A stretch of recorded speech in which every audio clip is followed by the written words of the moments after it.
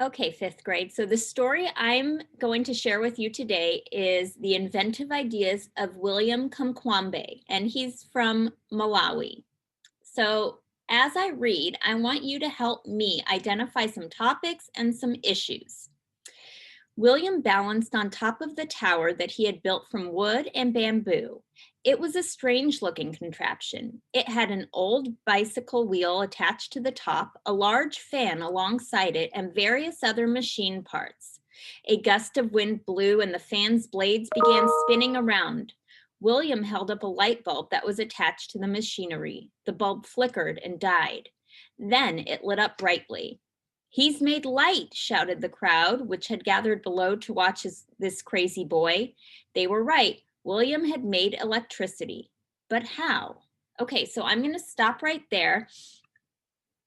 And one of the topics that I notice is electricity.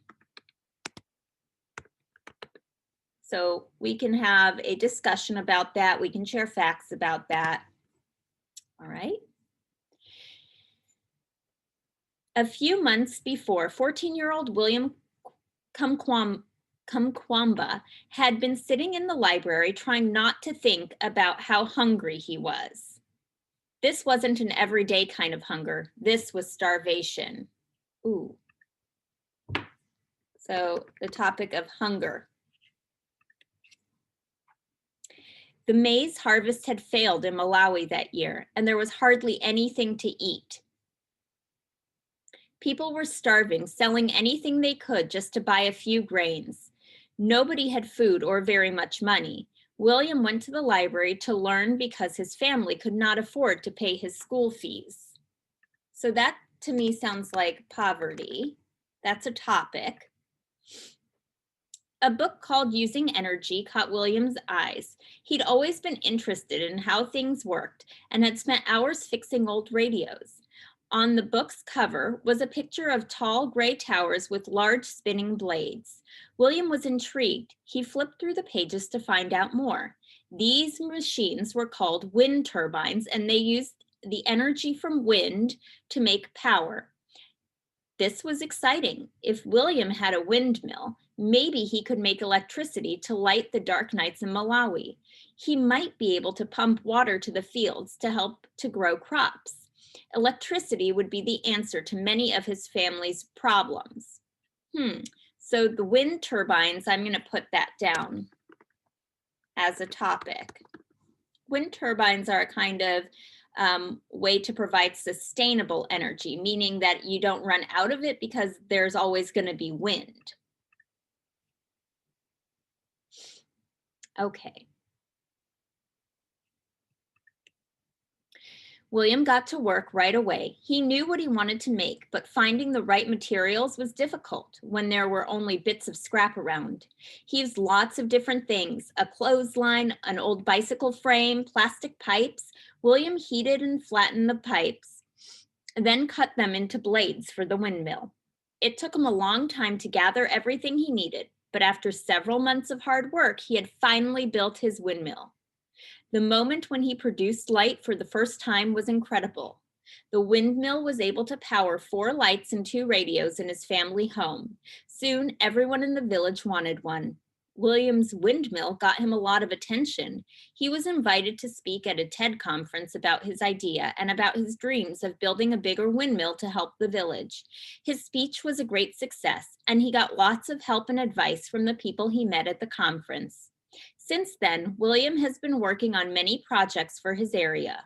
Lots of them are sustainable, including solar power and lighting for several homes, a deep water well with solar-powered pump for clean water, and an irrigation system for crops. William is full of bright ideas. His inventive thinking shows that something huge can be achieved from very little. I'm going to write down solar power, sustainable energy. So these are all different topics. I could learn more about them. I can collect facts on them. I can have a discussion about them. So moving on to the issues. So these are a little bit harder to identify because you have to use what you read about the topics, and then see what's a problem with this. So one thing that I noticed was that they didn't have any electricity or any way to have energy in their community and in their houses. And because of that, their lives were very difficult. They didn't have a way to get water to irrigate their crops, and so they were starving. They didn't have electricity in their home, so that couldn't provide, you know, the power that they needed to maybe cook food or things like that if they had it. So I'm going to say that an issue is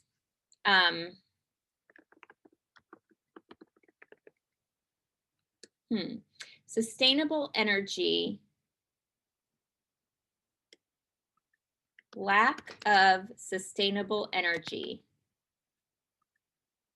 negatively affects lives, right? So a lack of sustainable energy, I might word that a different way. I might say lack of sustainable energy can lead to poverty, can lead to hunger. I don't know. I could probably reword that, but that's an issue, right? They didn't have any form of sustainable energy, so they couldn't survive. Ooh, I kind of like that. Lack of sustainable energy